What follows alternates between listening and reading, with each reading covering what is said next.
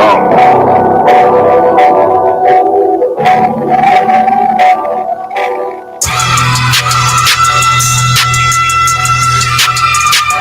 it rap. Look. City eyes, it's time to vote on. My God, a real nigga, cause he want no flaw. Posted on the corner like a watchdog. Family secure, got that shot in the closet by the pop ball. Fuck what they heard, but tell them it's all true. Because it's the foundation for it to fall through. They gon' fall. Look, I keep this shit 50 times 2. Ain't no more heart in this game with John Q. Colder than the avalanche, way above average. Ben's taste sweet, told him make me an apple tree. Left us in the valley full of bones, this where hope found. Shout a little man, dark sands get broke down.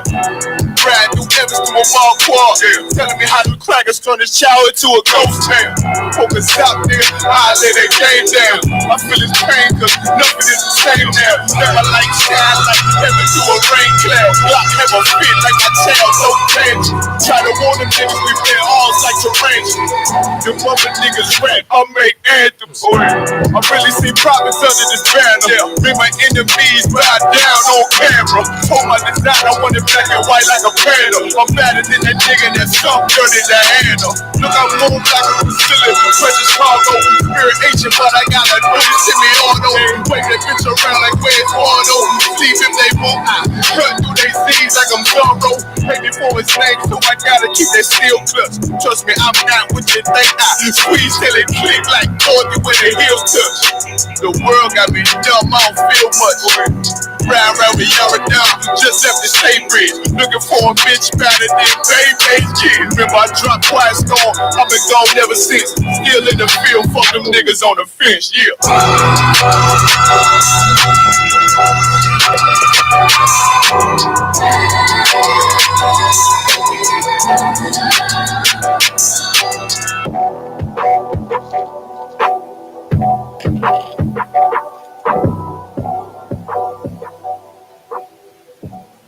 All right. Clap it up. It's the Israelite School of Universal Practical Knowledge. Started out at 1 West 125th Street, Harlem, New York, under commanding General YAHANNA. It is Monday, the history breakdown class, where we break it down line upon line, precept upon precept. Here a little, there a little. Getting into where we left off at in the Genesis breakdown. We are in Genesis 47. Joseph is finally reunited and whole with his entire family. You understand? He's seen his father for the first time in almost 15 years. You know what I'm saying? Overtaken with emotion. You know what I'm saying? He went through hell, you understand, to receive heaven. And you know, the constant question that we continue to ask, what are you willing to sacrifice in your life in order to achieve not only what's necessary for you, but for your people? Are you willing to go through hell for it? You understand? A lot of people say, you know, I want to be successful, but a lot of people don't understand what that means, what that entails to be successful. You can look at any professional athlete, any professional musician, any scientist that's at the top of his field, any doctor that's at the top of their field. Anybody that is at the top of their field, whether good or bad, they had to sacrifice. What are you willing to sacrifice in order to be not only for yourself, but for your family, for your lineage, for your culture to be in the right position, right? So that is what Joseph experienced. That is what Joseph went through. So we're going to pick up right here in Genesis 47 and 1. So pretty much what we left off at, Joseph is after, you know, he comes to the the emotional reconciliation and reuniting with his father. He basically instructs him like, okay, cool, you know, I'm about to set the family up. Like when we go before Pharaoh, like just let them know, you know, that we shepherds. You know what I'm saying? Our profession, our occupation is cattle and has been that way from our fathers and from our forefathers. That way, you know what I'm saying? Like, you know, he ain't worried about cattle. You know what I'm saying? That way we can have our position set in this kingdom and won't be threatened by anybody. And what's crazy, what I brought out in the last class is we've been cowboys and cowgirls since the beginning. You understand? This is what we do. And the crazy part is we didn't ran away from it. We done ran away from the country. You understand? When the scriptures literally said, what was matter of fact, what was Jacob's inheritance? You remember, Sapar? What was Jacob's inheritance? What not Jacob, what was Isaac's? No. Yeah, what was Jacob's inheritance? Jacob versus Esau. What was his inheritance versus Esau's inheritance? So like if I may, Esau inheritance was the dew of the earth, and I believe was it the dew of the earth? Yes, that he would like take over the earth through the sword. Okay, let's hold on, I got you. Let's go to it real quick. Boom, boom, boom, boom.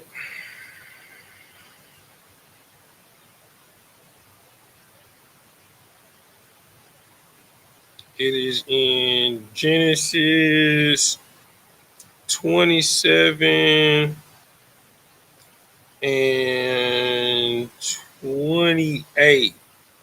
All right, so 27 is 28 is what he gave Jacob, and then let's see, and then 39 is what he gave Esau.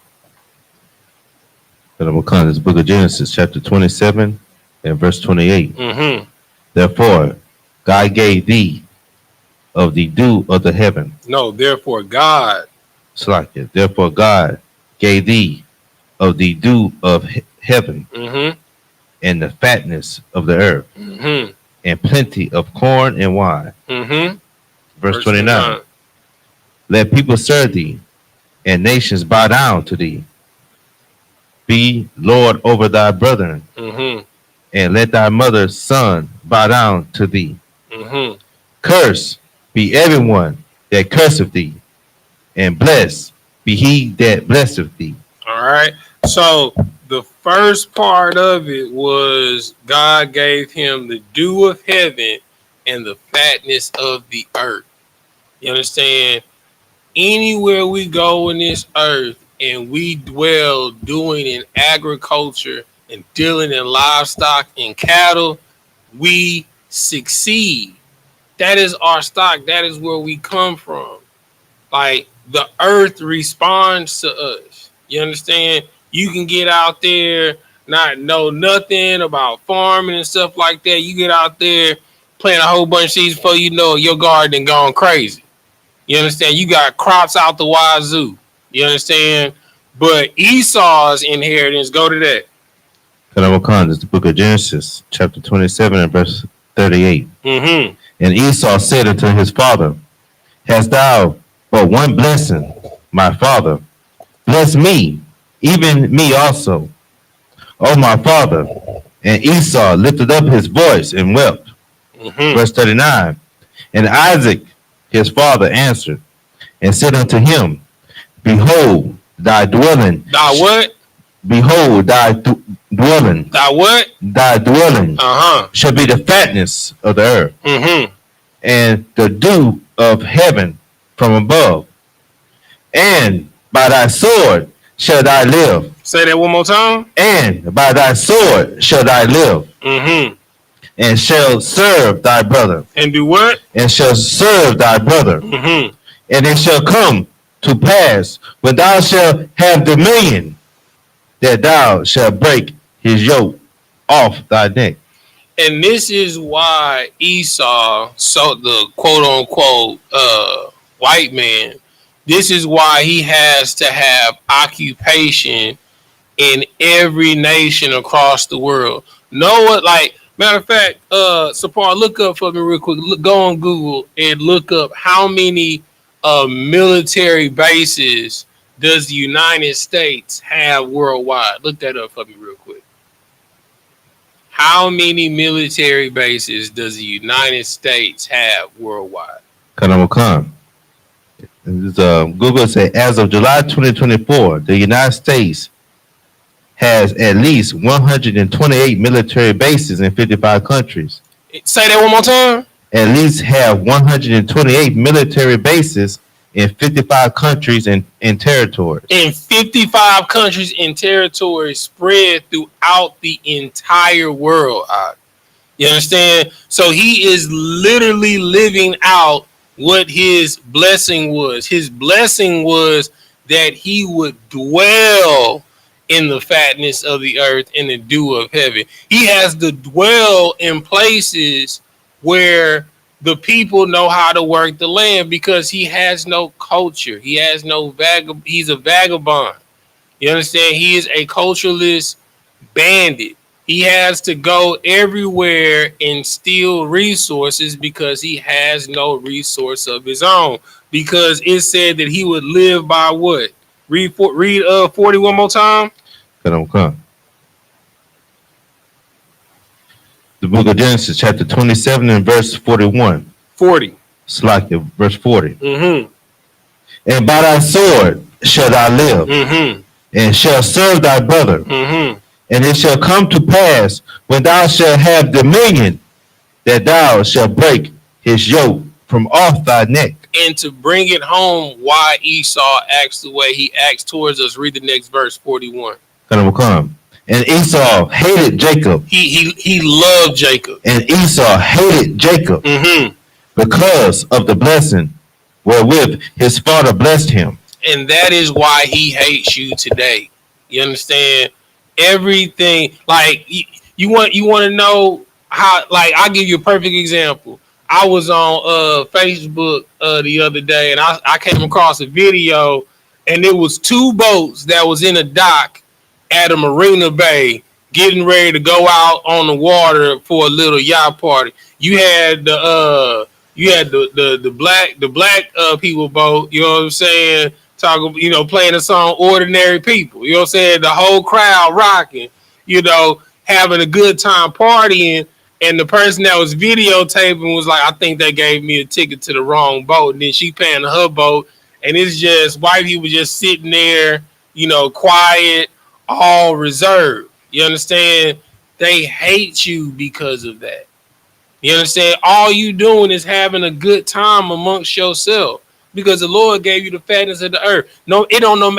You can drop us off in the middle of the desert. We're going to have a party in the middle of the desert.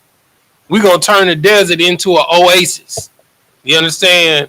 It's somehow, some way, you understand, it's going to be a plush green land in about 2 years. Go ahead, support. Slakia, if I may, they just, bring back a class I seen when Captain Cahan was talking about Moses in the desert. He said when Moses came back down, he said it was a party over here and a party over there. You see what I'm saying? Like Moses went up on Mount Sinai. It wasn't even 8 hours. He was up there, and the Lord was like, they down there being heathens. You know what I'm saying? Throwing a party for Baal. You understand what I'm saying? I mean, in the middle of the wilderness. So they hate you for that because you have the fatness of the earth. Right. They can only dwell in it. So everywhere that they dwell, they have to take advantage of the people who have the resources, because they have no resource. All they know how to do is live by the sword, kill, take, and plunder. They are natural born pirates. You understand? People be talking about blacks, Hispanics, and Native Americans when really the American government, hell, all of these governments are the biggest gangsters on the face of the earth. You understand? They're pirates. You understand? They take by the sword. Like, what's crazy is, like, the United States has two of the biggest oil deposits on the face of the earth.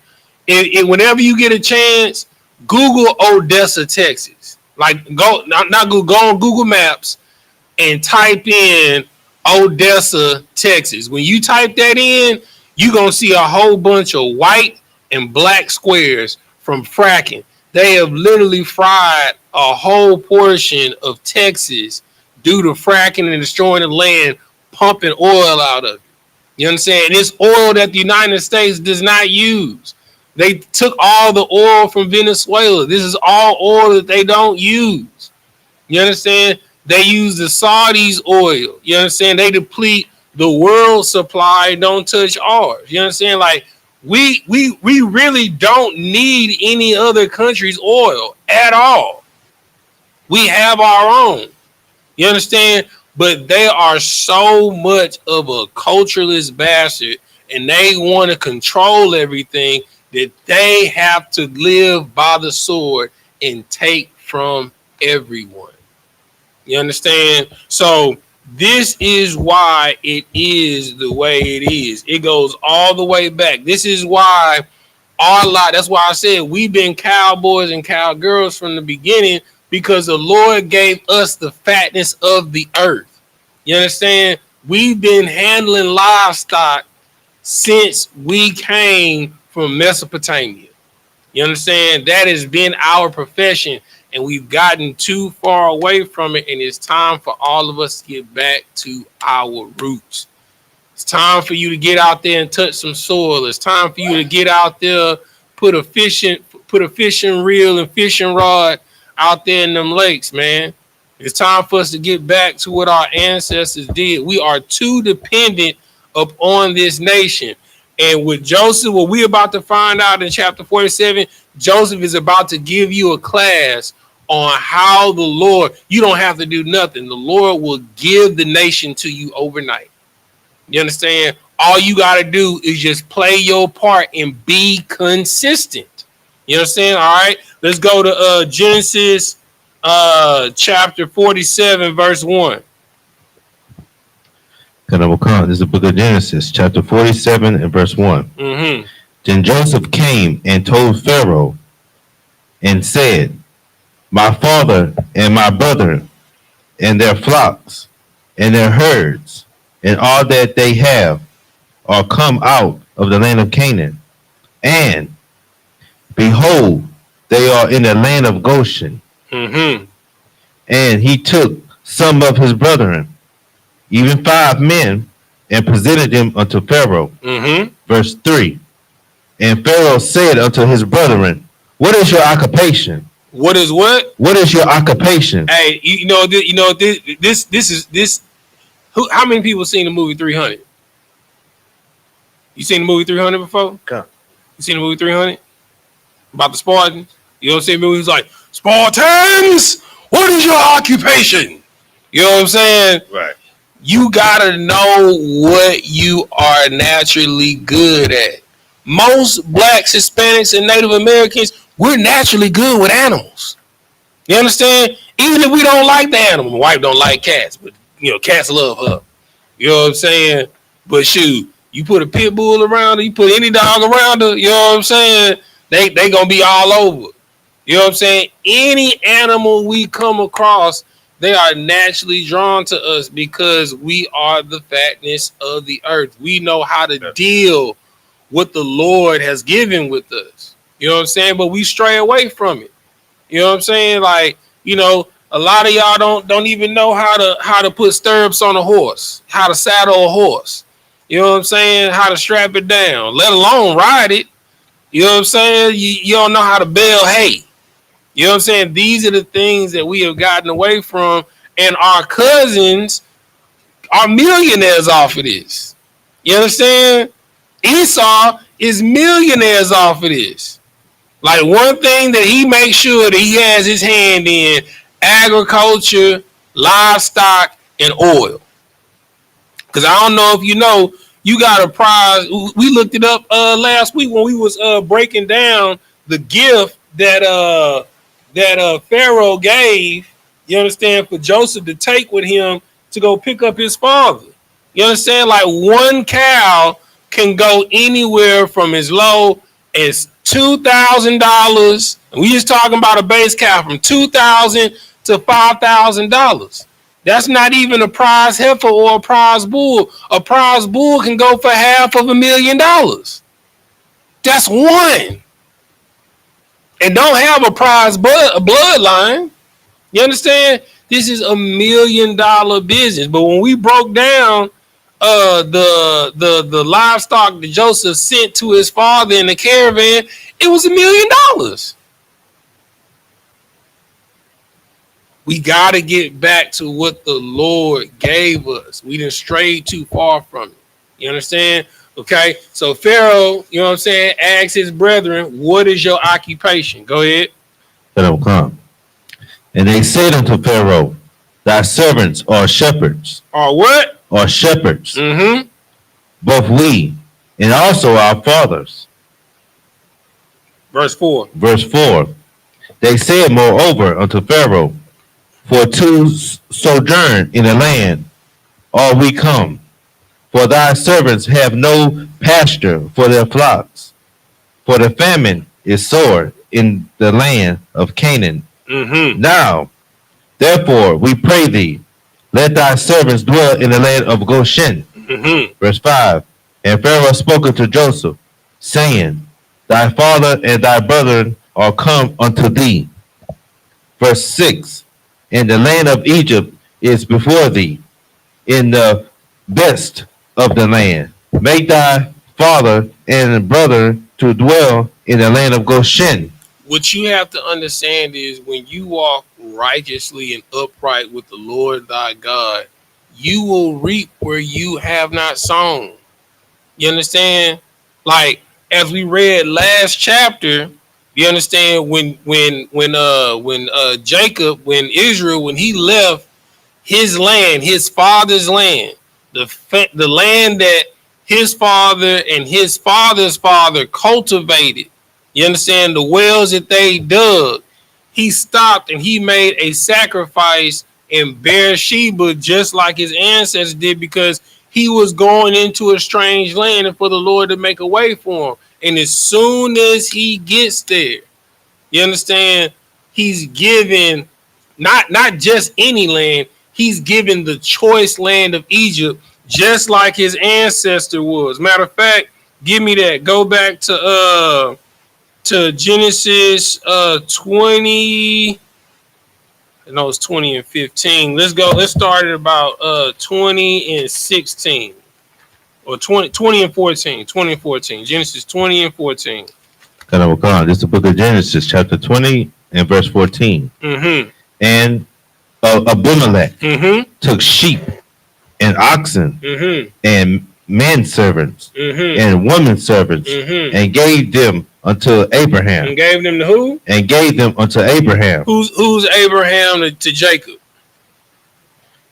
That would be his great grandfather. No, his grandfather. Not his grandfather. Just his grandfather. And restored him Sarah, his wife. And Abimelech said, behold, my land is before thee. Say it one more time. And Abimelech said, behold, my land is before thee. Dwell where it pleaseth thee. Dwell where? Where it pleaseth thee. You understand? When you, like, everything that Jacob has done, he did what his forefathers did. This is why in the Israelite School Universal Practical Knowledge, we preach what is written aforetime is for your learning and for your understanding. It don't matter what nobody else do.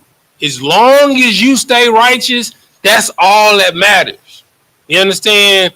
They can go as far left or as far right as they want. You stay centered. You understand? Because when you do that, the Lord is going to lead you wherever you need to go. It can be a loss to everyone else, but the Lord will turn it out for your gain. You'll get fired and end up working at a job making 3 times more than what you was making at your last job. It's they loss, but for you, it's a gain. You understand? Abraham, you know what I'm saying? Like the dude tried to kidnap his wife and take his wife from him. He ended up getting for restitution. He ended up getting oxen, maid servants, man servants, and then read the rest of it. Verse 16. Verse 16. And Sarah, and unto Sarah he said, Behold, I have given thy brother 1,000 pieces of silver. Behold, he is to thee a covering of the eyes unto all that are with thee, and with all others thus she was reproved. You know what I'm saying? And just so you know, like silver is at about $27.37 an ounce. And that right there, like that piece is probably like is a shekel. So shekels is about 5 ounces. Let me do the math real quick. So that's 5,000. Let's see. 5,000 times 27.35. He just gave him an extra 136,000 on top of the livestock and the man service and the maid servants, just as restitution. You know what I'm saying? When you follow the Lord, you will reap where you have not sown. That's why Christ said, in my Father's house are many mansions. I go and make a place for you. Like, you have to believe what is in this book. It is one thing to know it, you know what I'm saying? But you have to really walk in faith. Like, if you really knew what was meant for you, because, we know the law, statutes, and commandments, but we so focused on Genesis 28, 15 through 68 that we neglect verses 1 through 14, which are the blessings. Like, if you do what the Lord tells you, he will raise you up above all nations on the face of the earth. But you got to keep one thing in mind. He is not raising you up for selfish gain. He is always raising you up for your people. You will never rise above the status quo of your people. You understand? He didn't raise Joseph up to be number 2 in the land under Pharaoh just for him to be like, look, you know what I'm saying? I'm on now. You know what I'm saying? I'm big dog status now. You understand? He rose him up to be in a position to save his family's life, which was a vision that was sent to him when he was a boy, and which made his family members hate him for it. When you're chosen, you got to understand you're going to be hated. Jacob was chosen and blessed. Esau hated him for it. You understand? The Lord was giving Joseph dreams. You understand? His brothers hated him for it because they didn't have dreams. They just got up and went to work. So what you mean dreams? You know what I'm saying? We don't got time to dream. We gotta get up and make sure this herd is fed. We gotta make sure they got bales of hay. We gotta make sure that they got water. We gotta clean out. We gotta make sure that the maid service and the man service clean out the stalls.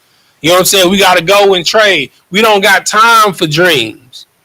But when he had dreams and his father gave him this coat that he made himself, his brothers envied him. When you are chosen, people will envy you.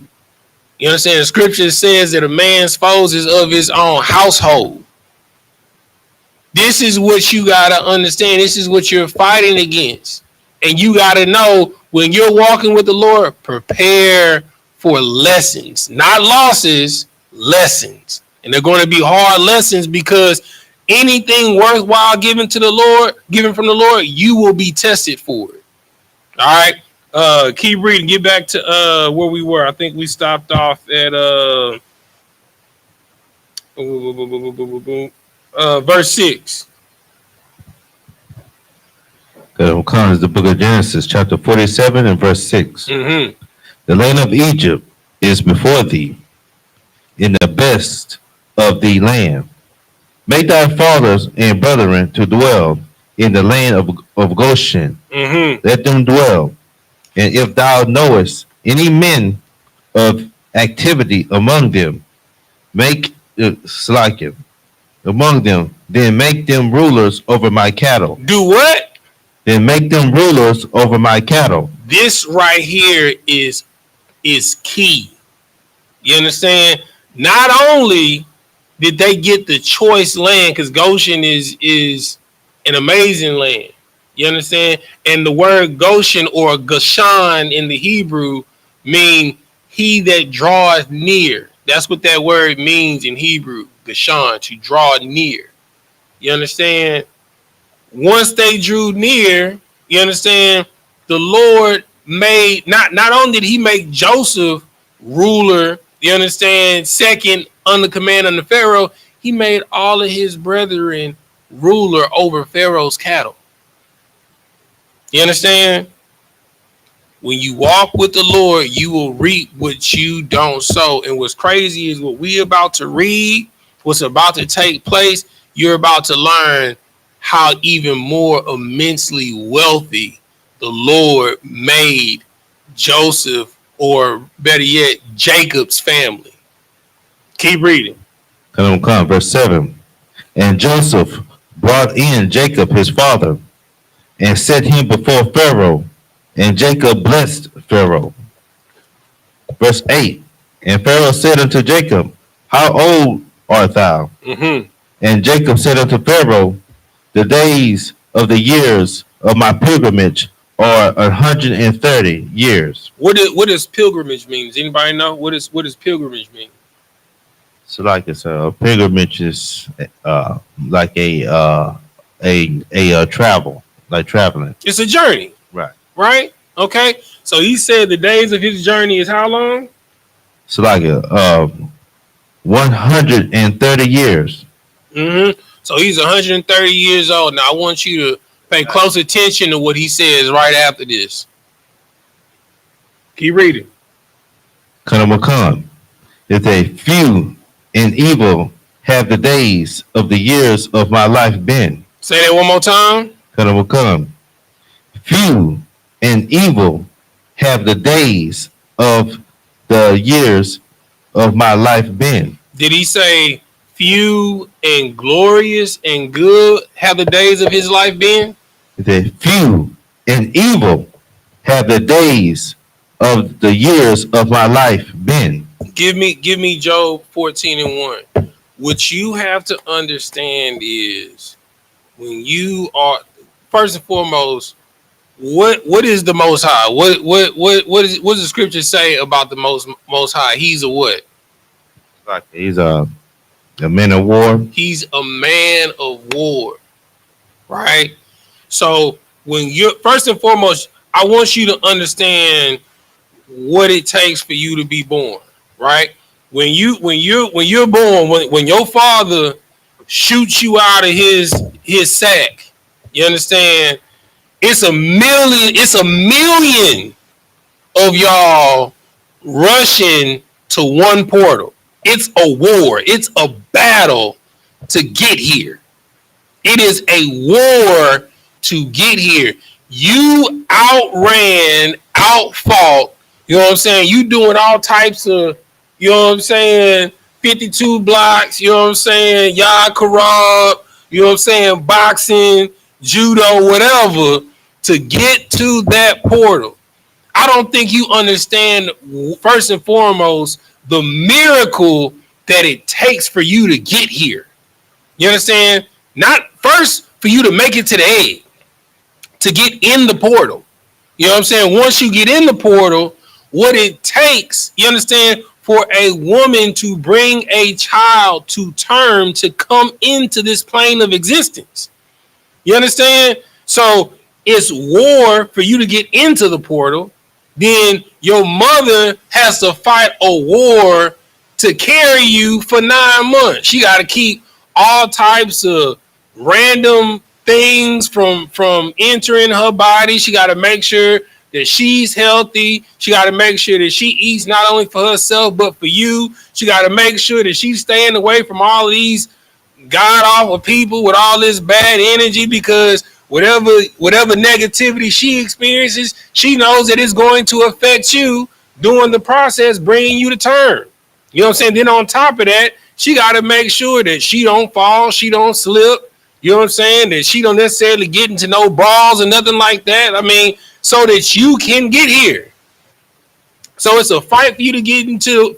It's a fight for you to even get into the womb. It's a fight for you and your mother. You understand? Don't be a twin in the womb. You and your twin in the womb. Y'all fighting for the resources that your mama feeding y'all. You understand? And then when you come out of the womb, it is a war. You understand? So Jacob said that his days were few and evil. This is why. Read Job 14:1. And I'm coming to the book of Job, chapter 14 and verse 1. Mm-hmm. Man that is born of a woman is of few days, and full of trouble. And full of what? And full of trouble. You understand? From the day that you're born, it is trouble. You understand? It's trouble trying to get your body to a point to where it can handle the weight of your head.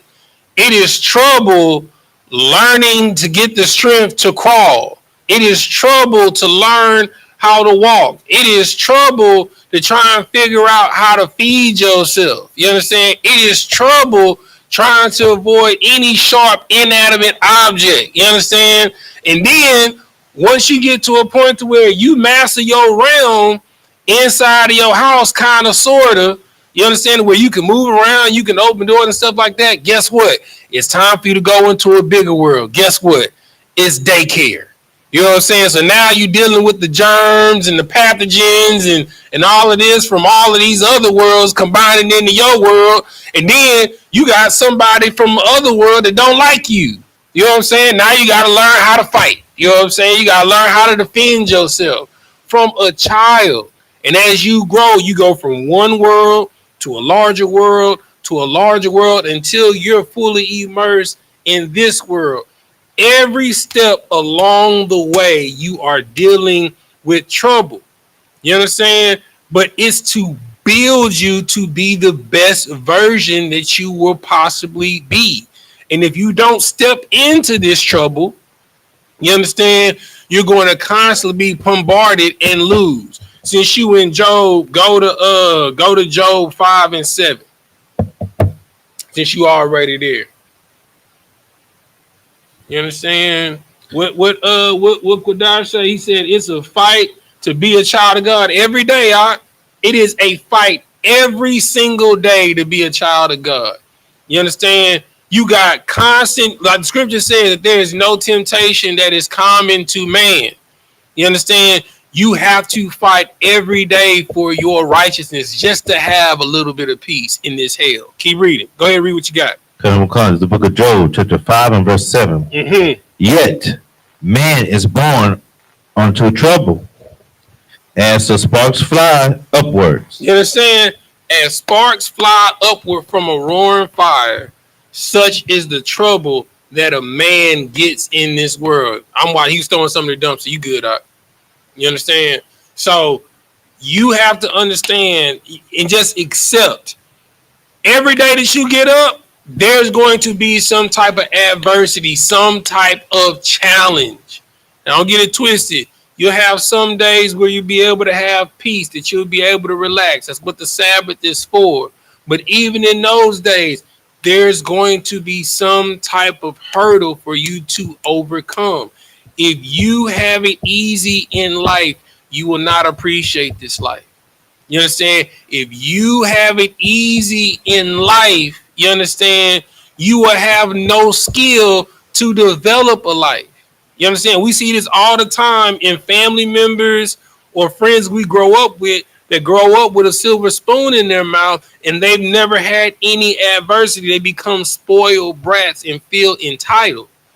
You understand? They have no humility or empathy about them. You understand? And that is also why the Lord causes you to go through constant trouble, constant adversity. It is to keep you humble, to know that it is not on your own grit. There is nothing in this world that you can ascertain on your own. Even if you open up a business, that's why reviews are so important, because your business is nothing without your customer base and customer service. You understand? You have to be in a constant mindset of service. And that is the biggest lesson from all of this trouble that you go through. It is to teach you, no matter how high you get, the higher you get, the more you have to serve. You understand? Give me what else I want? Give me Ecclesiastes 2:23. You understand? You this is an extremely tough lesson that everyone needs to get. You understand? Every day that you get up in the morning, you're going to experience evil. You know, the moment that you cross your threshold of your door, you should be looking for it. You understand? When you don't expect it, you should be kind of looking like, what's going on? I ain't experiencing something wrong. Where's the adversity?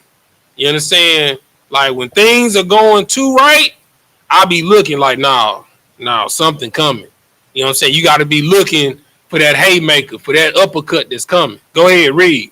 It's the book of Ecclesiastes, chapter 2 and verse 23. Mm-hmm. For all his days are sorrows. For what? For all his days are sorrows. Mm-hmm.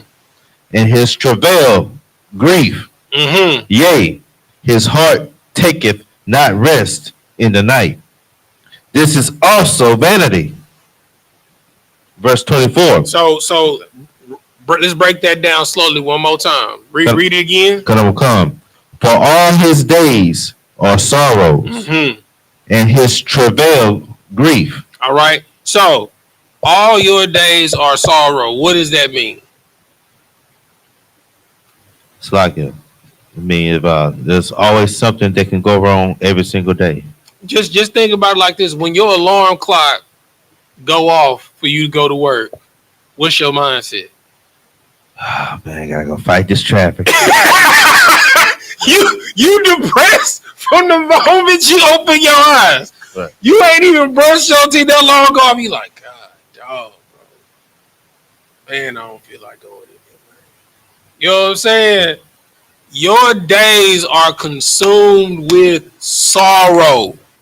You understand? You are going to have to fight it every single day.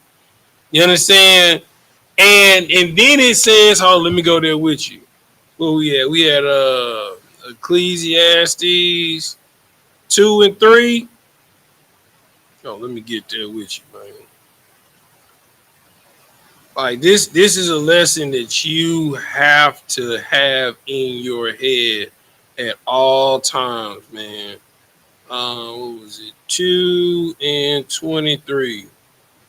2 and 23. All right, so it says, for all his days are sorrows, and his travail is grief. So that sorrow is when you get up in the morning. You know what I'm saying? You like, bro, I don't feel like fighting through traffic. I just want to see. Like, keep it real. I mean, I ain't gonna just say, y'all, my wife will tell y'all, my alarm go out. I'll hit that snooze button on my alarm clock 3 times. You know what I'm saying? Because, like, I don't want to go to work. You know what I'm saying? Like, I'll be like, bro, I just want to lay here. You know what I'm saying? I'm not trying to go nowhere. This bed feel too good. Why do I have to go in here enslaved? Because your days are full of sorrow. Even if you work for yourself, you still got to get up and give. You might have a little bit of excitement because it's your own business. But when that clock go off at 5 a.m., you like, God, dog, bro, I just want to rest. Feel like I just shut my eyes. You understand? And then it says, and his travail is full of grief. Even though you making millions, you making 6 figures, you making, you making hundreds of thousands of dollars. It's grief fulfilling these services. Like, bro, anybody like young man, he just walked in. You didn't work at a restaurant before, right? You know what I'm saying? And when it's peak time and them tickets spitting out, bro, you like, God dog, bro. You know what I'm saying? We done all been there with that ticket machine and them tickets is on the doggone floor. You know what I'm saying? You got to fulfill all of these orders, and all you just hear, like, bro, when I was executive chef at Trez, bro, I could hear the ticket machine in my sleep. You know what I'm saying? It's like a nightmare, bro. They hit it. You know what I'm saying? Like order after order. You understand? It is grief and sorrow every single day.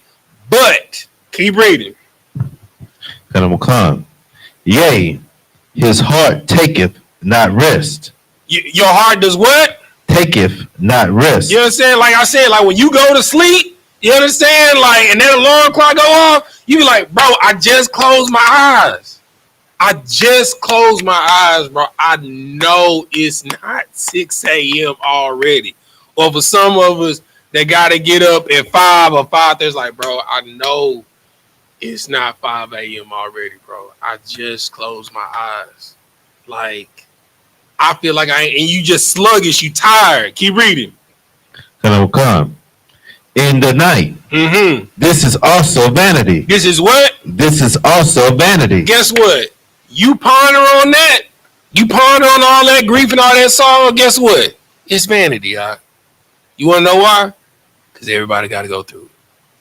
Everybody going through the same trouble and the same evil that you going through. That's why the scripture says that there's no temptation that is common to man. Guess what? Everybody got to get up at 6:30, 5:30. Everybody got to do it. And don't have kids.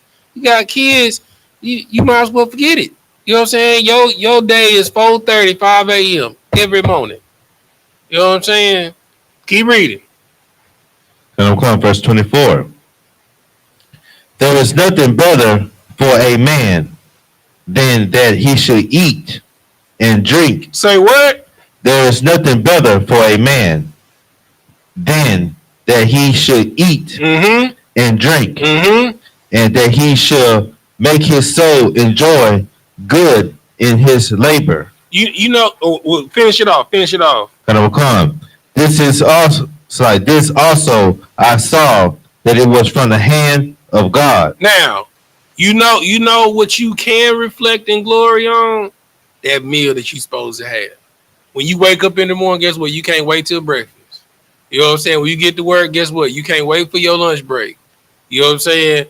After your lunch break, you can't wait till you get off and get home and eat, because for all your labor that you have under the sun, all you have to show for it is food and drink. You understand? Like, it don't matter. Even when you go on vacation, you understand? It's just a different location with food and drink. You understand? For all of your labor, you just, like, it don't matter if you got hamburger helper or filet mignon. It don't matter if you got arroz con pollo, which is chicken and rice. You understand? Or quail and what's the thing that people be eating now? What's that grain? Quinoa. Whether you're eating quail and quinoa, you understand? And or whether you're having a Dos Equis, you understand, or you're drinking reposado, you understand? All you have to show for your labor, you understand, is food and drink. That's it. And guess what? That is of God. You understand? Like, that is how you enjoy the fruits of your labor. That the scripture says, if a man don't work, he don't eat. You understand? For all your intensive labor throughout the day, like you working hard for millions of dollars to get a house just so you can have somewhere to sit down and do what? Have food and drink. That's it. You got to break it down to that. If you go through your day and you ate today, and you had something to drink today, guess what? It was a good day out. No matter what your supervisor said on his job, you was blessed today. You had food, you had drink. That's all you get for your labor. Whether it's a crappy meal, jumbo jack with cheese, you know what I'm saying? You feel me? Or some of that goop scoop. You know, the goop to scoop. I don't even know what that is, man. You feel me? But like, bro, I went over to Jack in the Box just to grab some fries. I was rolling with my supervisor the other day because he had to fix my company truck. Calm down. See, my wife even looking at me crazy. She's like, nigga, you went to Jack in the Box? Because I don't eat that. You know what I'm saying? But I hadn't ate all day. I was like, man, let me just go ahead and get some fries. You know what I'm saying? Because I wouldn't go eat none of that food, brother. I'm sorry. He's going to jack my stomach up. You feel me? So, but even if you eating Jack in the Box, you know what I'm saying? Or as my boy Support always say, you know what I'm saying? Shoot, man, we can hit that Burger King, get these double meats. You know what I'm saying? You feel me? Like, hey, look, you laughing, but shoot, Support used to hold it down back in the day. He used to come in here with at least 6 or 7 double cheeseburgers. You know what I'm saying? So, because he know everybody then just got off work. Ain't none of us had time to get home, and he knew by the time we get up out here, we may not even feel like making a meal. You know what I'm saying? I got these double meats for y'all, bro. Because he knew all you got to show for your labor and the evil and the turmoil and the trouble that you experience for the day is food and drink. You know what I'm saying?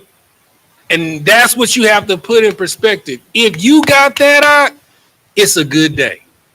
You know what I'm saying? Let's see. Yeah, go ahead and read 25. Good on It's the book of Ecclesiastes, chapter 2 and verse 25. Mm-hmm. For who can eat, or who else can hasten hereunto more than I? You understand? Like, who can speed up time? You know what I'm saying? Like, enjoy being in that present. Because the moment that you lay down to go to rest, guess what? You know what I'm saying? Them sorrows and that grief is coming right back. The cycle is going to repeat. So those moments of rest that you have, relish in it. You understand? This meal that you have, be thankful for it. Because you can go without it. You understand? But to be able to eat and drink and relish in your labor, this thing is of God. You understand? So it don't matter whether you in the highest position or in the lowest condition. You understand? You can be in a 6-bedroom house, 4 bath, you know what I'm saying? 3-car garage, or you can be in county jail, or you can be in prison. As long as you ate and drank today, you are just as blessed as each man in each condition. Because you could be in solitary confinement and go without a meal. You can be homeless in the street and go days without a meal. You understand? Hell, you could be so focused on keeping a roof over your head, you gotta drink water to go to sleep on a full stomach. But if you have both food and drink, you got to always remember you're blessed. You understand? Let's see. All right, give me let's see. I got one more. Give me Ecclesiastes 3 and 9. This is the book of Ecclesiastes, chapter 3 and verse 9. Mm-hmm. What profit have he that worketh in that wherein he laboreth? Verse 10. Hold on, let me get there with you. Ecclesiastes 3 and 9. Okay, go ahead. Read that one more time. What profit have he that worketh in that wherein he laboreth? You know what I'm saying? So the question is, what good is it, you understand, where you work and where you labor? Like, what does it profit you? It doesn't. You know what I'm saying? Like, the moment that you get your check, it's gone. You know what I'm saying? Well, at least 3/4 of it is gone from food, lights, rent. You understand? Car note. You understand?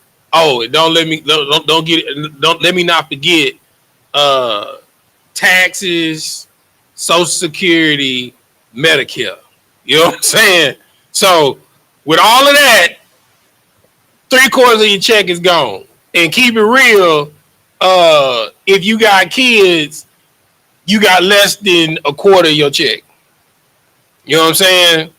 So what profit is where you labor, where you work at? What profit is it? Keep reading. And I'm come. I have seen the travail which God hath given to the sons of men. Which who is giving? Which God has given to the sons of men. So what you have to understand is the travail, the hurdles, and all the circumstances that you come encounter with is given to you by God. You understand? Every situation that you encounter, there's a fork in the road. How you gonna handle it? You know what I'm saying? You gonna take the righteous path or you gonna take the wicked path? You understand? Because all of these, it's really like a game. You understand? And the game is it's 144 of the righteous. That's the game. You understand? How many quests and missions can you pass before the Son of Man comes? And each quest, you understand, you have antagonist and you have a protagonist.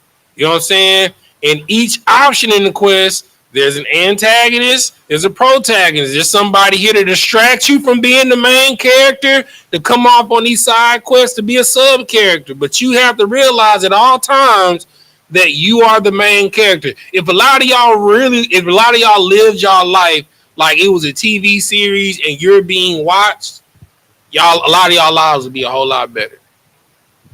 Because that's really what it is. The angels are watching you in the spirit realm consciously.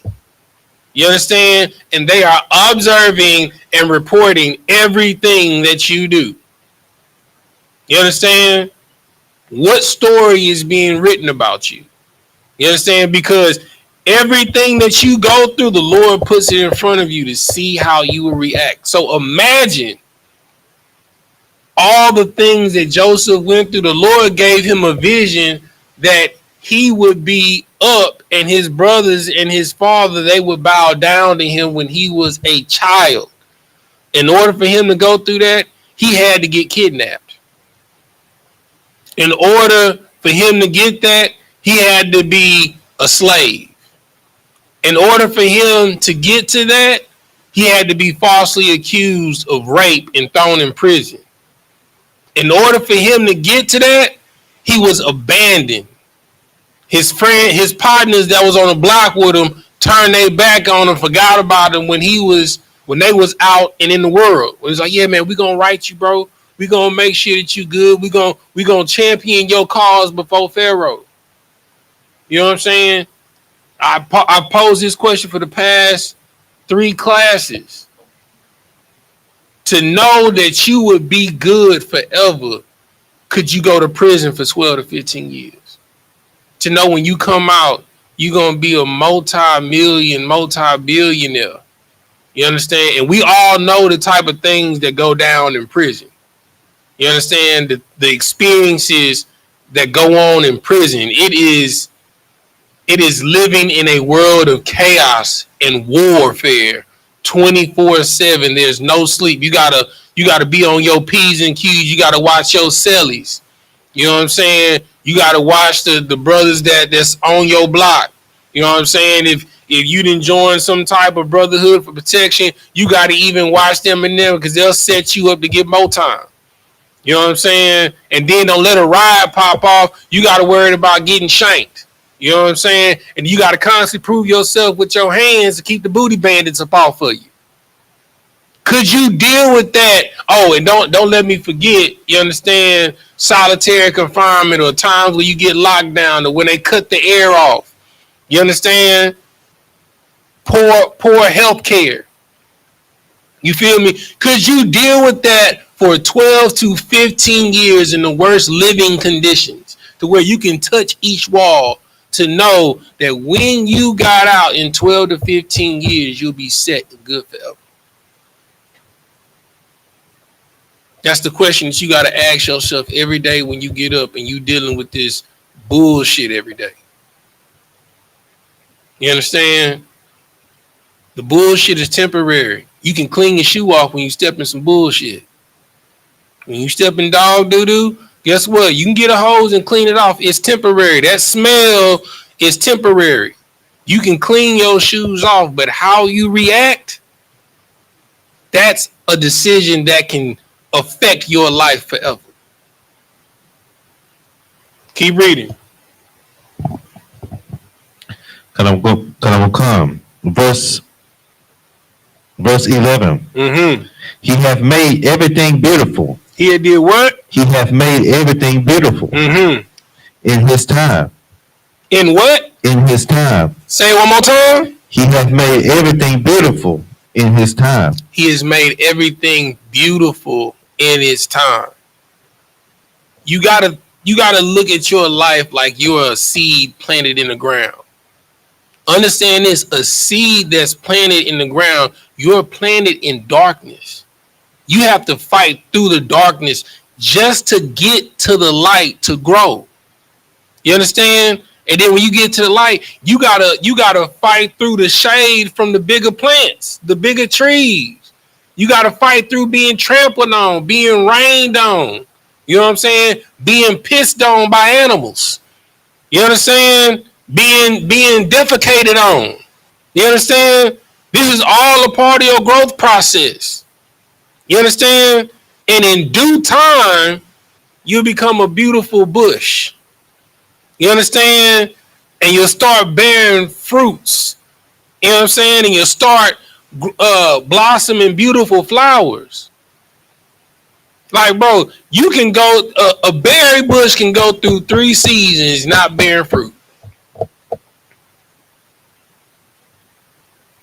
before it'll have one bearing season. It can go through 3 years not bearing fruit. And you'll think that it's a dud. You understand? But one day, because you kept watering it year after year, you kept taking care of it, you kept pruning back the dead leaves, you kept looking after it.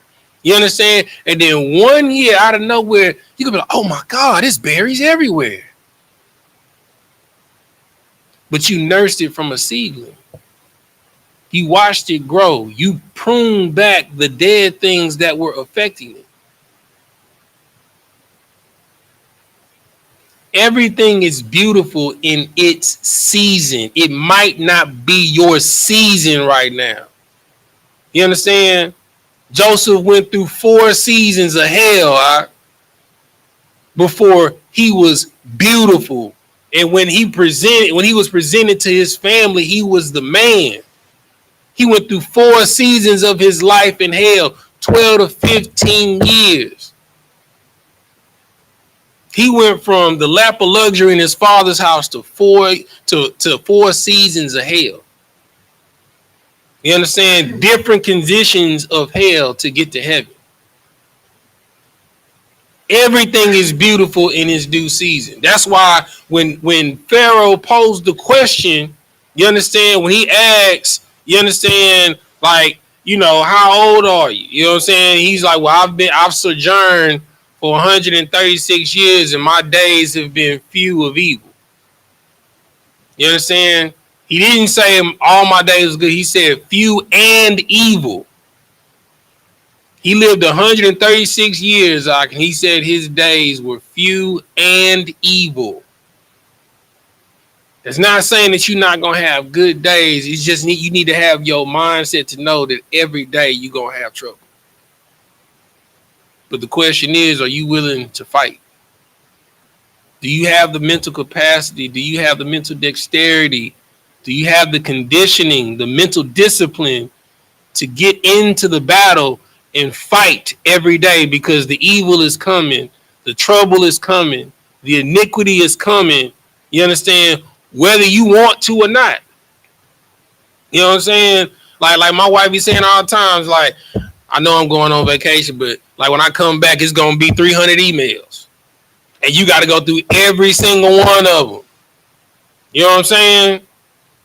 And then it's even worse when you do your job every day, and then when you take time off, the people that's supposed to be holding you down, that you hold down, they don't do their job, and you got even more work when you come back. Because your days on this earth are few and evil. That's why the scripture says that the evil is sufficient for today. Worry not about tomorrow. You understand? Yesterday is gone. Worry not about tomorrow, for evil is sufficient enough for today. Just focus on getting through the day so you can have food and drink. Because the evil is sufficient enough for today. Just get through right now. Focus on making the right and righteous decision right now. That's hard enough. Whatever you had to do out there to get here or to be on here, to tune in to class, what you had to do to get to this point, that was hard enough. Don't worry about tomorrow. For y'all that's at home watching class, enjoy your food and y'all drinks. I know I am when I get home, because I know that evil coming tomorrow. I know when that alarm clock roll tomorrow, I know I'm hit that snooze button 3 times. You understand? Because the day is full of turmoil and grief. You understand? Your phone constantly ringing off the hook for tickets or whatever task they want for you to do. You know what I'm saying? What profiteth your labor where you work? Nothing. God has intentionally put turmoil and grief in your life to see how you will react, to see if you are worthy of progression. You are worthy of what he has envisioned for you.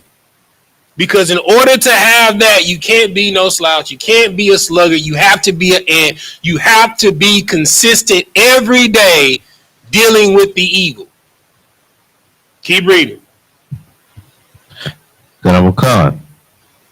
In his time, also, he have set the world in their hearts, so that no man can find out. What verse are you? This is verse 11. Oh yeah. Go ahead. Khan, we'll start from the top. Start at the beginning of 11. Khan, verse 11. He have made everything beautiful in his time. Also, he have set the world in their hearts, so that no man can find out the work that God maketh from the beginning to the end. So the Lord is so cold that he'll have you caught up in the conflicts of your heart to where you can't even see his hand working.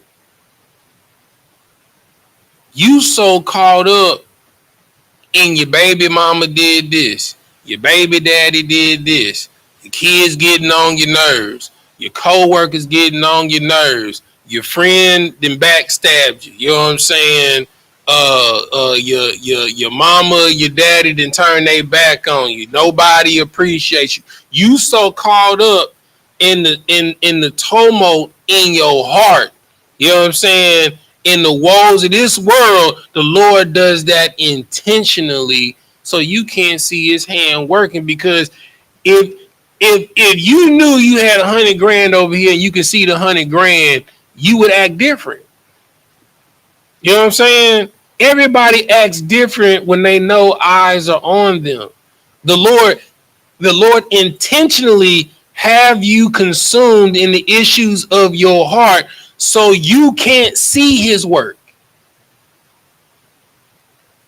to see if you're deserving of what he's building for you. Because it'll be times and seasons in your life where you feel like the Lord ain't even there. But it's just like what that scripture that I pulled in Job. You'll be looking on the left side, he on the right side, making the way for you. You turn to the right, he on the left, clearing out a path for you. You look behind you, and he in front of you, making the whole way. So everywhere you turn, you don't see or feel the Lord. He's doing that intentionally to make you think that you in the dark, to see how you gonna act. You understand?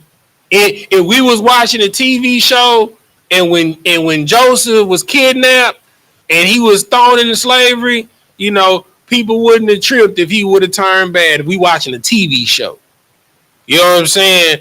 If when he was made a slave, you know what I'm saying, he rose up, we champion him, and then he get falsely accused of rape and thrown in prison.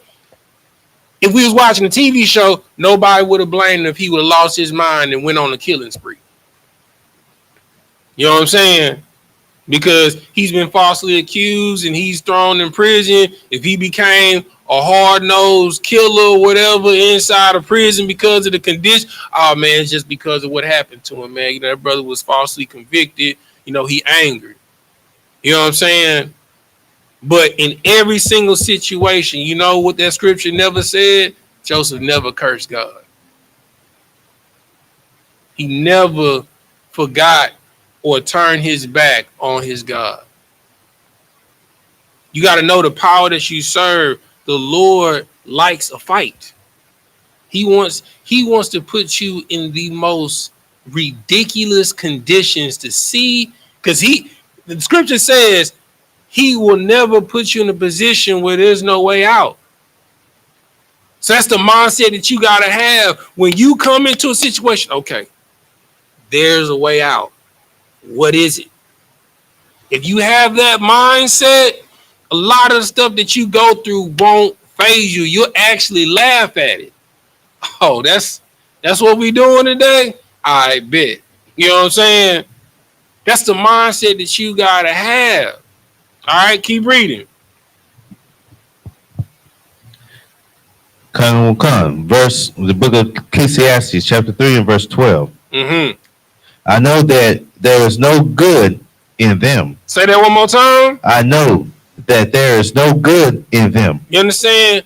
The Lord knows that there, like your flesh naturally wants to do evil. When somebody cuts you off, you want to slash their tires. You want to play bumper cars with them. You know what I'm saying? When somebody cuts you in line, you want to fight them. You know what I'm saying? Like your natural inclination, your first instinct, and a lot of times, is to hurt somebody, because there's no good in your flesh. Your flesh just wants to do what immediately feels good. Your flesh is addicted to ODing on satisfaction and pleasure. That's the condition of our society today.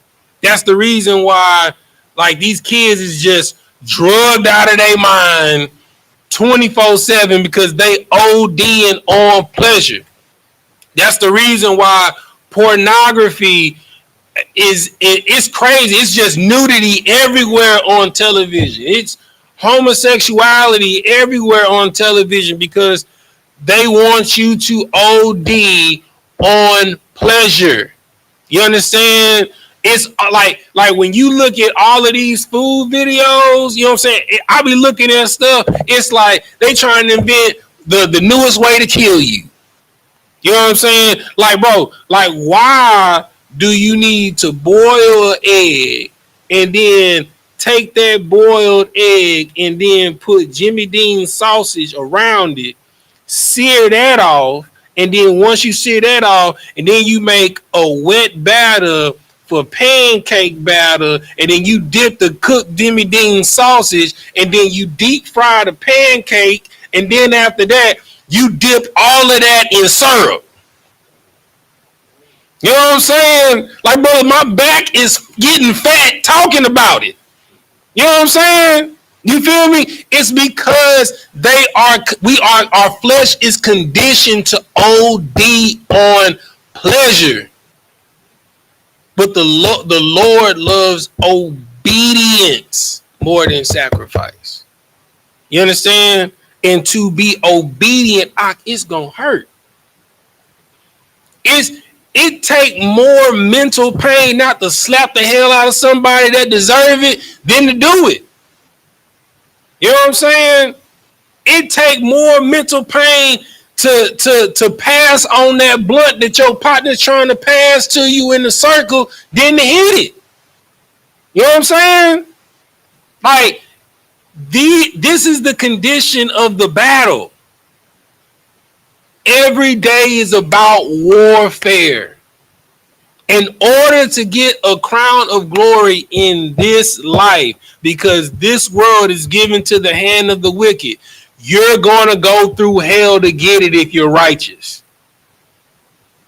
You're going to lose you're going to lose your family. You're going to lose your friends. You understand? You're going to lose relationships. You know what I'm saying? You know, with men, with if you're a woman, you'll lose a relationship with your man. If you're a man, you're gonna lose a relationship with your woman. You know what I'm saying? You're gonna fall in and out with people walking with the Lord because He is about warfare. Joseph went through spiritual warfare to become number two, not only number two, but made it to where his brothers were rulers over over the Pharaoh's cattle. Because you go through hell for 15 years for that, to have your family set up forever. Because you go through 15 years of prison, a maximum security prison. You understand? With hardened criminals and killers, rapists, pedophiles. Could you be in the mix of that for 15 years to have your family set forever? Imagine your daddy, it got you good forever, but in order for you to get what he has for you in this trust fund, you got to go do a 15-year bid. And you got to go do it 10 toes down with your chin up for you to be good forever. And your children to be good forever. That's the type of God you serve. He want to see you suffer and see how much you are willing to fight for what you deserve. You say you deserve it, but you talking about is just entitlement. You know, everybody celebrate birthdays, but the scripture says that the day of one's death is greater than one's birth. You did nothing to get here. It's about the type of man that you are, or type of woman that you are, day in and day out that you live. Keep reading, Sapar. Come. But for a man to rejoice. Say it one more time, Mark. But for a man to rejoice and to do good in his life. Verse 13. And also that every man should eat and drink and enjoy the good of all his labor. It is the gift of God. The only thing that is good is being able to eat and drink, to enjoy the fruits of your labor. To go through, to know the hell that you went through today, and you sit down with that drink, eating that food, like, man, I survived it, bro. I know how I was gonna do it, man. Them tickets was on the floor, man. Like, man, it's like they kept coming. You know what I'm saying? The crowd for this food, bro, that we had to serve, bro. It's like it never ended. Somehow you survived. You want to know how? One ticket at a time. I always tell people, like me and Aaron, we didn't have conversations. What I tell you, one day at a time, one foot in front of the other. You know what I'm saying? Before you know it, you know what I'm saying, you didn't walk the mile. You know what I'm saying? It went from a mile to 3 miles. You know what I'm saying? From 3 miles to a half a K. To a half a K to a 3K. And before you know it, you done ran a marathon. But guess what? When you wake up, the marathon continues. It's never over until you die. That's why the scripture says, he that endureth to the end, the same shall be saved. It's not for a day. It's not for a week. It's not for a month. It's not for a decade. It's to the end.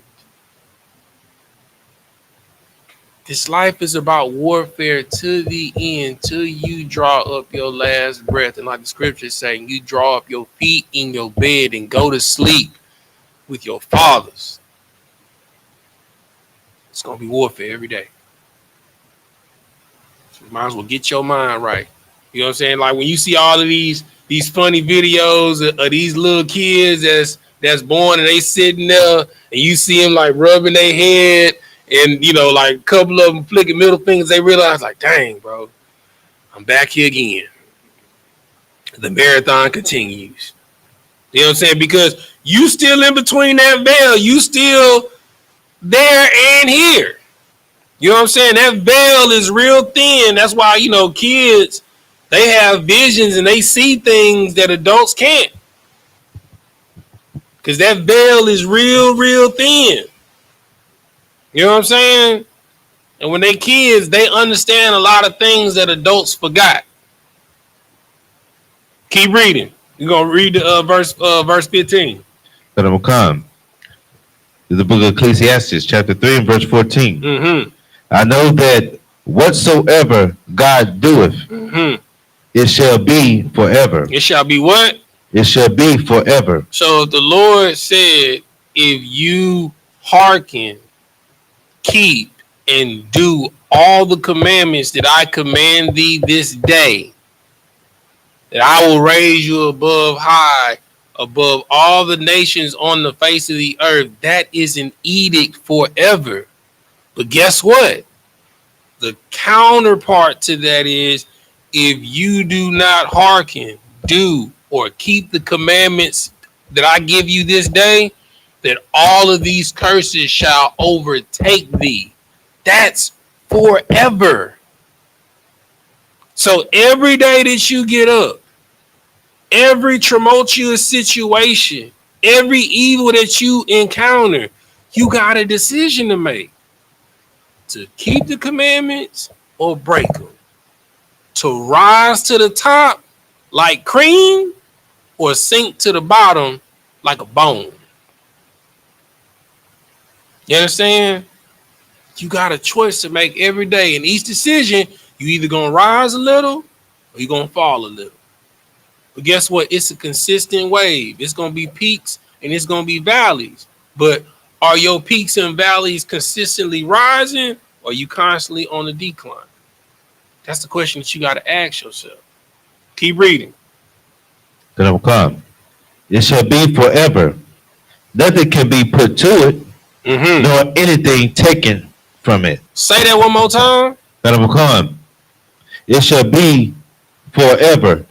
Nothing can be put to it, nor anything taken from it. Brother, sister, that's the good news. The good news is nothing can be taken away from what the Lord has from you. And nothing can be put to it. The punishments are set, the blessings are set. The conditions of the game, the warfare is set. All you got to do is every day embark on the quest. Nothing's going to come to you in your bed. You understand? Like, nothing comes to a sleep. Nothing comes to a sleeper but a dream. You understand? You waste your time. You got a set amount of time here, and you can gain more time by the more quests you knock out. But you biding your time and wasting your time, you understand, doing all of these side missions, trying to collect coins, and that's not the point of the game. The point of the game is for you to finish. In every game that you play on, it don't matter what council it is, there's a goal to the game. It's for you to finish the quest. But within the game, there are millions of side missions.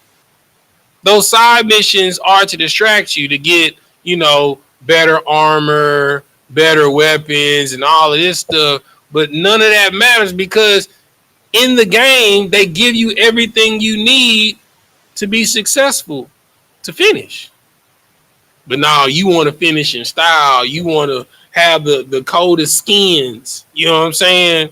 You know, you want to have the best armor, the best uniform. You know what I'm saying? You want to be fly. You understand? Which to a certain degree, there's nothing wrong with that, but you got to understand, like Solomon said, that is vanity. You understand? It's not important.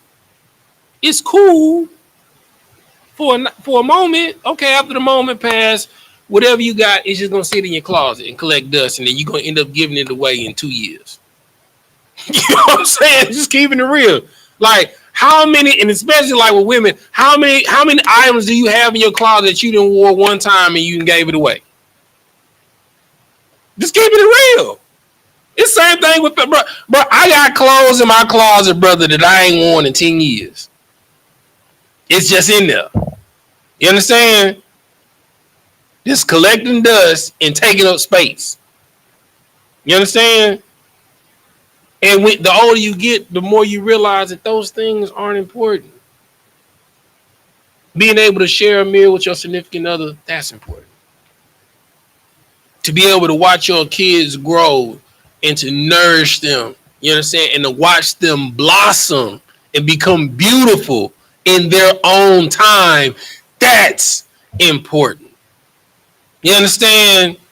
To speak life into a brother and watch him step into his own light, that's important. You understand? That's the quest.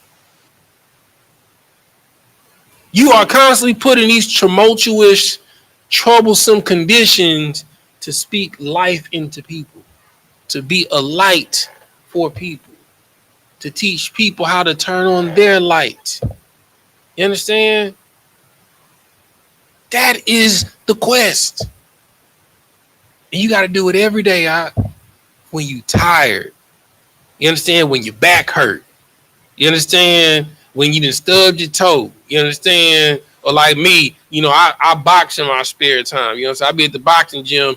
I can't tell you how many times I done jammed my thumb from somebody, you know, blocking. You know what I'm saying? When I throw an uppercut or a body shot. You know what I'm saying? I got a constant jam and bruise right here on this knuckle.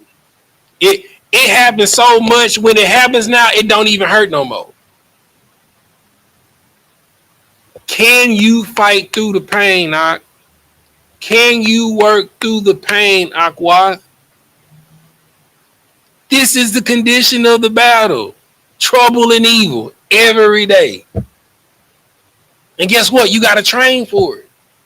You understand? You know how you train for it? Psalms 1, my favorite scripture. You know what I'm saying? It says, a man of the Lord meditates in the scriptures day and night. It be days when you be so tired you don't feel like reading, but guess what? You need to, because it builds up your spirit to know how to deal with things when you come across certain quests on the battlefield. Because the instruction manual is right here. There is nothing that you're going to go through in your life that ain't in this book. I guarantee it. No situation. People got evicted in this book. You know what I'm saying? You know, people, I mean, they ain't have cars, they had wagons, so they lost their agriculture, they lost their transportation. You know what I'm saying? You feel me? People's families have turned their back on them. You know what I'm saying? People in here have had drug addictions. There are whores and whoremongers in this book. You know what I'm saying? People been popping it on a handstand forever. It's in this book. You understand? There's nothing that you can tell me. You lose your job, it's in this book. You lose your position or status in life, it's in this book. Your kids taken from you, it's in this book. You understand? The government is oppressing you, it's in this book. There's nothing that you can tell me, no condition, or that's why scripture says there's no temptation that is common to man. Everything that you go through, guess what? Somebody else went through it and survived. Keep reading.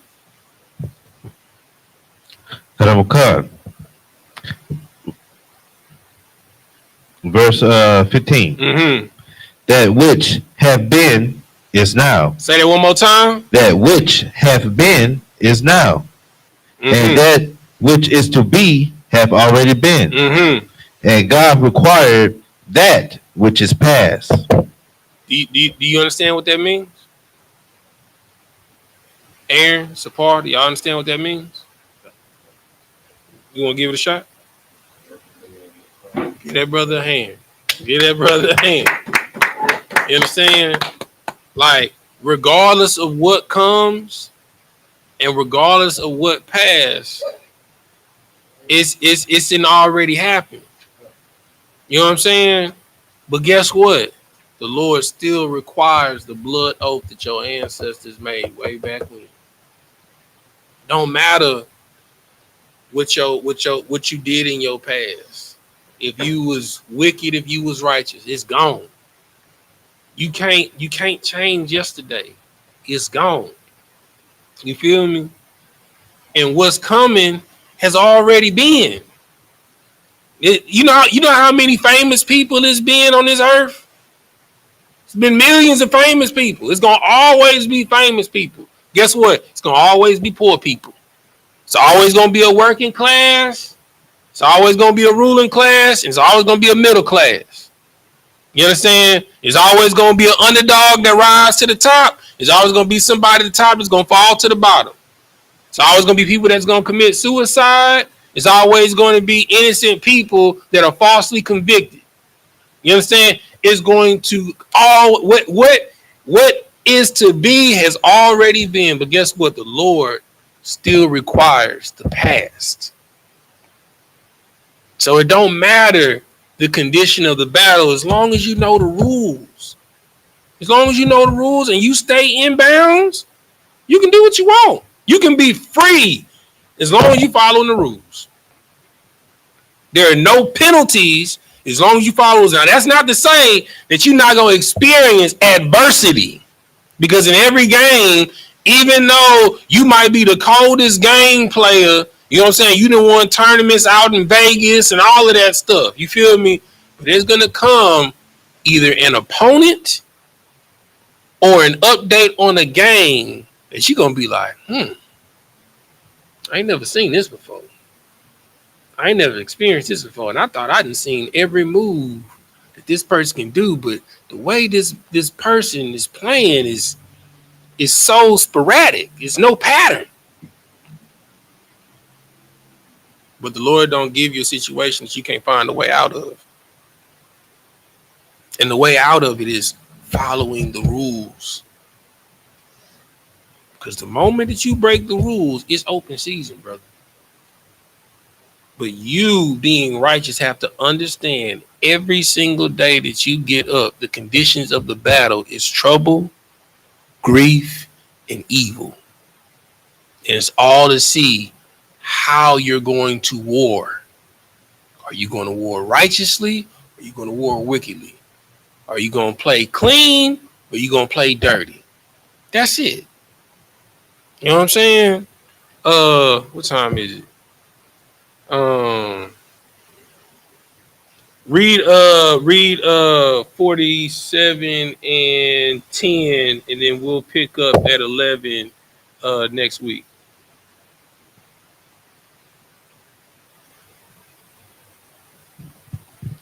This is the book of Genesis, chapter 47 and verse 10. Mm-hmm. And Jacob blessed Pharaoh and went out from before Pharaoh. And let me tell you something. You know, we're such a righteous people. Even when we curse you, we bless you. How many times have when you didn't say something out the side of your neck to one of your grandparents, they'd be like, bless your poor heart. Or they'd be like, you bless you, you poor ignorant soul. You understand? That's the type of people, that's the type of stock that we come from. Here's Jacob, Israel, he's blessing his enemy.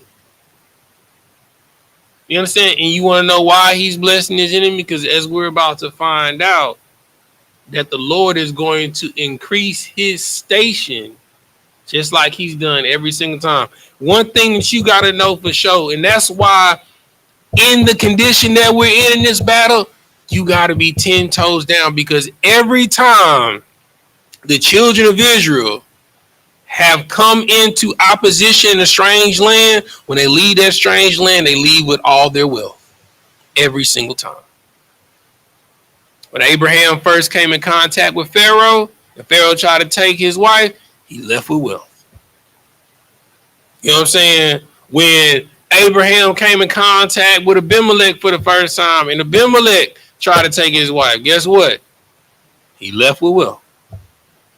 You understand? When Abraham rolled down on the people that kidnapped his nephew Lot, guess what? He came back with wealth. You understand? When Isaac, you understand, dealt with Abimelech, you understand? Guess what? He came back with wealth. You understand? When Jacob went and dwelt with his uncle Laban, you understand, and Laban tried to use all type of trickery to catch him up because he knew the Lord was with him to keep him in his house. Guess what? When he left Laban, he left with 3/4 of his wealth in livestock. Every time we go in a strange land and we're oppressed and we maintain our righteousness, guess what? We leave with their wealth. So it's even more so important right now in the conditions of the battle for you to stay righteous. Go ahead and bless your enemy. You understand? Because when you bless them, guess what? What they got, you leaving with. You understand? If your supervisor is blessed on your job, who reaps the benefit? The employee. If the company you work for is blessed with a huge production season, guess what? You get blessed with a bonus. You understand? Now, when your enemies do wrong against you, hey, like we say in the truth, Lord be with you. Because he definitely with me, God, you know. The last person that tried to do evil to me that got me fired at my last job, he was the regional director. Guess what? As soon as I left and I got this new job, I got a phone call from one of my old supervisors. Guess what I found out? He got fired.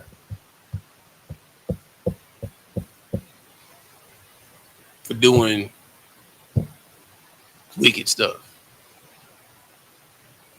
That's what I'm saying. You don't gotta sweat the small stuff. The Lord will send wind to you that you've been venerated, that justice has been served. And you know what? You don't gloat, you don't relish in it. You just be like, con out of one con. All right, what we gotta do? You just move on like it's business as usual. Because if you don't, the Lord will turn the destruction from that person. You understand? So it's not that I wanted that person to be destroyed, but I mean, I've been blessed. Why am I be like, yeah, see, I told you. For what? He see it already. You know what I'm saying? So this chapter that we're about to go through, it's going to teach us the condition of the battle and how the victory is already set. You just got to walk it out. Remember, yesterday is gone. Tomorrow's not here. But the evil is sufficient enough for today. And every man that is born of a woman, last time I checked, every man and woman is born of a woman. They are born into the day that is evil. So when you wake up in the morning, you hit that alarm clock, just have it in your mind. Okay, what trouble and evil we dealing with today, Lord? You know what I'm saying? You should get up. You know what I'm saying? You should wake up, get out your bed like this, like, ooh. You know what I'm saying? Ooh, ooh, ooh, ooh. You know what I'm saying? Like you ready. You know what I'm saying? Like it's a boxing match. You know what I'm saying? Loosen that neck up. Get that blood pumping. Eat you some fruit. You know what I'm saying? Get your heart rate up. You know what I'm saying? When you come in there with everybody dead, you should be alive while what's going down, baby. That's how my employees, they be like, man, bro, you always so full of energy. When I walk out that door, You know what I'm saying? I jump around a little bit. You feel me? Because the condition of the day is warfare. All right, and with that, we're going to stop there. We're going to say Amagium, which means to stand. Sar, which means to turn. We're going to face the east.